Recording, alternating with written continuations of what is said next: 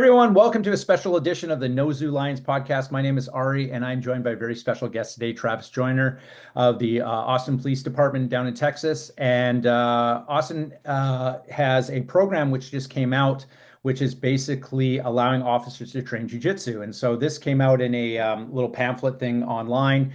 And I got a ton of questions about it. And I know that Travis Joyner, who's joining me right now, is an officer down there. He's in the training academy. He's a Brazilian Jiu Jitsu black belt. And trivia, he was one of the first instructors for the very first Invictus seminar that we held down in Houston. So, Travis, welcome, my friend. Awesome. I'm glad to be here. That seems like another lifetime ago, but that was an awesome seminar. Yeah, it was over 5 years ago. So I'm glad that you're here. You have a lot of experience, obviously, in BJJ and police stuff, defensive tactics, and you got a program, or your department got a program running where officers in your area could do jujitsu. Now, this has been a big thing across the country where cops have been trying. They've been trying to write proposals for their departments to allow officers to train. So now that this has come out, I've had a ton of emails about how did they do it. So if you could just kind of go through the process, it would be really helpful for everyone listening. Yeah, absolutely. So one of the things that made this come about was kind of the staffing that we're dealing with and just us not having enough people to put the quantity of training that we were wanting to put on. So my unit that ran training for both cadets and officers there were 5 of us at the time. So trying to run training for an entire department with 5 people while also training new cadets was just logistically challenging. We were losing a lot of our adjunct instructors. They were just leaving the department, leaving policing, retiring, things like that. So we're having even more issues putting on the volume of training we wanted. So what we did is 2 members of my unit, Will Moore and Ryan Nichols, they came up with a proposal called Austin Police Jiu-Jitsu. And basically, we partnered with local gyms, and our officers, if they go to a jiu-jitsu class off duty, they're going to get paid an hour of overtime for 2 classes, and then up to 2 classes, they'll be reimbursed with comp time. So it's basically a way of paying for their gym membership. It's just a easier way of doing it. So our officers can get regular jiu-jitsu training at local gyms. You know, Austin is kind of the mecca of jiu-jitsu right now. So I think we have like 62 gyms we partnered with that all take part in this program. Um, do you vet the gyms, or how do gyms get on board and with that? So how did that work? We do. Okay. Yeah, absolutely. Right. Because we don't want our officers getting hurt. We don't want them going to a gym that has shady business practices. We don't want them, in an environment where they're not going to feel safe. So these are definitely gyms that we vet. The great thing is we have a good working relationship with most of these gyms already. These are places that a lot of us train at personally. We have friends that train at. So the community is really kind of close knit here, and that we're familiar with a lot of these gyms. And yeah, like I said, we want the gym to be safe, so we want to make sure that they're doing safety mitigation things so people aren't getting injured in training. We want to make sure that the instructor is reputable, their lineage and their certifications are all legitimate and confirmed. We want to make sure that it's got a good environment for officers to train in. So that kind of in a nutshell. But yes, there are ways we vet these gyms, and it's not just anyone can attend. So when you wrote, or your buddies wrote the proposal to Austin, I guess it goes up the chain of command.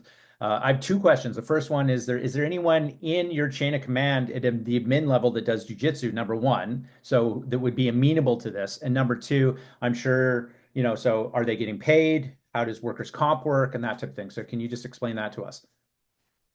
So there wasn't anyone in my direct chain of command that trained, but we did have, I think, one person up in our kind of executive staff at the time that was training jujitsu, and he was definitely helpful in our original proposal. So our original proposal was a trial program. That's one thing. So if you're going to propose this, I think an easier sell is, hey, let's try this out for 3 months and see how it goes, as opposed to putting everything in place. So we did a trial run for 3 months after we presented this idea.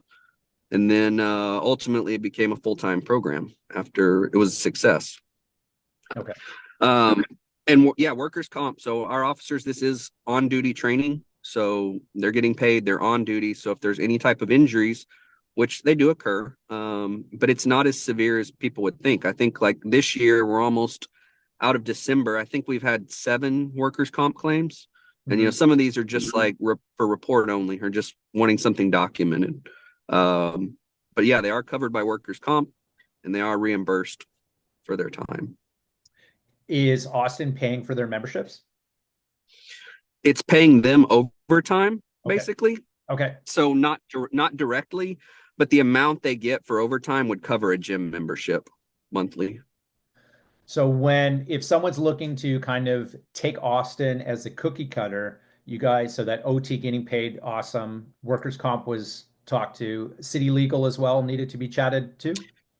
Yeah, we had to talk to city legal. Obviously, big cities, there's a lot of red tape around doing anything. Um, and what we came to is this: just like if an officer attended a shooting course outside of the department and they learned something that wasn't maybe directly applicable to what they do in law enforcement, well, that's cool. They can learn it. They just have to still comply with our use of force guidelines and policy. And it's the same for jujitsu. If you go to a jujitsu gym, some of this stuff you're learning is exposure training. Some of it you're learning as ways to counter things or being familiar with them. That they're not things you would actually do in a law enforcement context. And that's fine. Our officers understand, hey, you still have to abide by law, policy, and our, you know, what we set in place as a city. Okay. So when you guys wrote you said you had a trial program for 3 months. So what was that exactly? Like, what was the selling point to administrators? It's like, how did the trial work? Like, can you kind of explain that, how that morphed into here's the next step? Yeah. Well, we looked at the Marietta study, right? Like a lot of people cite, and we said, hey, if officers are training, we're going to have fewer injuries to officers. We're going to have fewer injuries to suspects. That's good. That's administrators want to hear that, and it's true. Um, we talk about injuries, injury mitigation. Yeah, you're going to have some workers' comp claims from jujitsu, but we know if officers aren't training, then they're going to get hurt in physical altercations. Yeah. Suspects are going to get hurt in physical altercations. So we talked about, the benefit, less injuries. We talked about Mm. the study saying, officers that train have a lower in general use of force than officers that don't. So if these officers are training, it's less likely they're going to be using force, period. We talk about, that's going to mitigate lawsuits, that's going to mitigate complaints. We talk about taser usage. Officers that train are less likely to deploy their taser, things like that. So all of these things that, everyone's been talking about and has been studied now empirically, and we're starting to get better data on it. That's how we proposed it, and they liked it. They So said yes, but I think a trial is easier to get someone to say yes to than like just yeah. implementing something, And that's at the end of the day, like, hey, let's just try this, see if it works. Look at the data, Uh-huh. gather the hours, and look at it, and that's what we did. Do you know if administrators in your department they're gonna obviously they'll revisit how it's going or over the next year type of thing? And I don't know how you qualify or quantify if it's working. I mean, you and I both know that there are numbers coming out. We are getting data collection and statistics. So I don't suspect it will go away if it's pushing in the right direction, but do you think they'll be looking at it or they'll touch base with you guys and say, "Hey, how's it going? How many people do we have involved in this?" Or, I mean, it's Oh, speculation, but what's your thought on it? absolutely. So uh again, Will Moore, he does follow-ups and briefs executive staff on like how the program's going, what the numbers are looking like, all of the things we were looking to measure and improve. So he gives regular updates on that, on Okay. how it's going, and we are getting data on it from our department. So this is something that we're tracking. And I'm far from the person to speak on how all that works. Like Right. I'm not in academia, and I don't do research like that, but I know there are people that are specialists in those fields that are helping us look at this and look at the data. I'm wondering if it would be beneficial, like maybe talking to Will, if you could do that and stuff, because I know that the people watching this now would be like, "Hey, I kind of understand the concept. I hear what Travis is saying, but was there like can we get maybe a PDF of like what you wrote as your proposal, and then we can kind of change things?" Because that's a common thing that I'm getting that people are asking for, almost like a blueprint, and then they put in there like, "Hey, this worked in Austin. This is our proposal." So it would be good to make that public knowledge. I don't know if some people are just holding on to it and kind of hoarding it, I think that's an awesome resource for everyone. So I don't know if we could get our hands on some kind of PDF so people could see it. I mean, we did a presentation, like a PowerPoint Oh, presentation okay. where we cited the Marietta study, right? We talked about the data in there, and we actually showed them videos because we do have officers that train. Now, granted, that's, just like case by case. It's not exactly evidence, but we show officers that train and like, hey, look, do you see how they're remaining calm in this altercation and they're talking to the person and they get control? And then we show them some videos of officers that don't train. And, you see the stress levels higher, you see Yeah. people struggling to control someone. So when you see it firsthand, I think it's easier to buy off on. So if you have officers in your agency that are training jujitsu and have some of these use of force incidents that look better, I mean, again, force doesn't always look good, Yeah. but they at least appear more in control and are controlling themselves in the situation. I Yeah. think visual selling point is there. You mentioned that their officers are paid overtime. How many classes are they allowed to attend that they get paid for? So they get 2 classes at an overtime rate and then 2 classes at a comp time, or you're being reimbursed with vacation essentially Oh, for your okay, time. got it. Yeah, I think I mean, that's a great start. There's not a lot of departments in the nation that are doing that. So when this came out, like I said, I got a lot of text messages and emails about it. So it's good. Um, And the numbers thing, I think it doesn't have to be 2. I mean, your department may say it's 10, another one may say it's 1, like we started with 2 and 2, and we'll see that may change. We may get more hours. We may get 10 at the end of the month. Who knows? We'll see yeah. where it goes. How many members does Austin have about? So about, how many like police officers? Yeah. Right now, I think we're sitting at about 1350, but we're pretty understaffed. Yeah. Okay. Yeah, like all the departments in the nation as well. Yeah. Um, so this is not about the study. This is me just going to pick your brain for a second. You've been doing jiu-jitsu for a long time. You train with some absolutely amazing people. Feel free to shout out anything you want or and any promos. It's totally up to you. But you know how difficult it has been over the last several years to get cops to train. What are some of the things that you have found that it's been beneficial to get non-jujitsu training officers to train jujitsu? Is there any things that you've seen that has been working or a positive way of doing it? Um, Probably the most effective thing I've seen is us introducing it from an academy level to cadets and then having them realize, like, hey, this is normal. This is training. This is something you're going to do throughout your career. Come back and train with us. So the younger generations were just kind of filling the ranks with people that have that mindset, and they're graduating the academy and they're coming back to train with us like days, weeks, months later. We have training because this program isn't meant to like replace all of our defensive tactics training. We still have law enforcement specific training that we need. This program just gives people the baseline skills that they need. So Mhm. there's like everyone else, there's officers we haven't been able to reach for whatever reason. I mean, I get it. When you're on shift work and you have a family and everything's going on, you don't want to get hurt. I mean, people have legitimate concerns, right? Or legitimate reasons. I would say we have about 10% of our department training. Um, Well, okay. that may not be a lot, but when I started, there was maybe like 3 or 4 of us in the entire department that trained Yeah. jujitsu. Yeah. So 10% is a massive improvement from where we were, when I started in this profession. Yeah. But I don't, I wish I had the magic bullet answer for Yep. getting, officers that have gone their whole career or 10, 15 years not doing this. We are getting some of them. I mean, we get them too. We get the officers that see the benefit of it. They see other officers and how, when they're training, what they look like in these use of force incidents, and they buy in. So Mhm. it's never as fast or as rapid as we want it to be, but we are reaching people here. How long have you been an officer now? So I'm at 18 and some change right now. Okay. And how many years have you been training jujitsu? Been doing jujitsu for over 20, um, maybe 22 years at this point, something like that.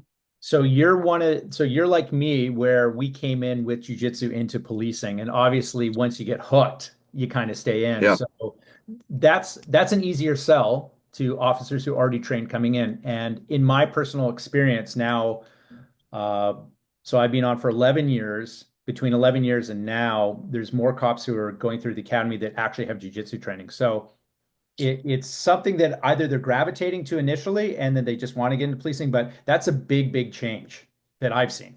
Yeah. Oh, absolutely. Same thing. Like when I went through the academy, my class was over 110 people started it, and I think there was three of us that had some training, and the other two, I think there was one guy that had some MMA and jiu-jitsu, and there was one guy that had like some army combative stuff. That Okay. was it out of 110 people. Yeah. And now we're seeing, and I was a purple belt at the time.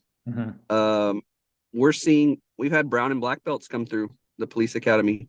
Yeah. We've had purple belts. We've had, a lot more people coming through that, yeah, have had some level of training. That's pretty common that we get those people. So obviously they're going to be a positive influence Hmm. when their classmates and other officers see them and how they're performing.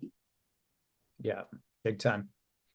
Uh, Trav, is there any other things you want to throw in? Any shout outs, any promos, anything? This is a platform, so I always love to hear the stuff going on. So if you got anything, let us know, let the listeners know.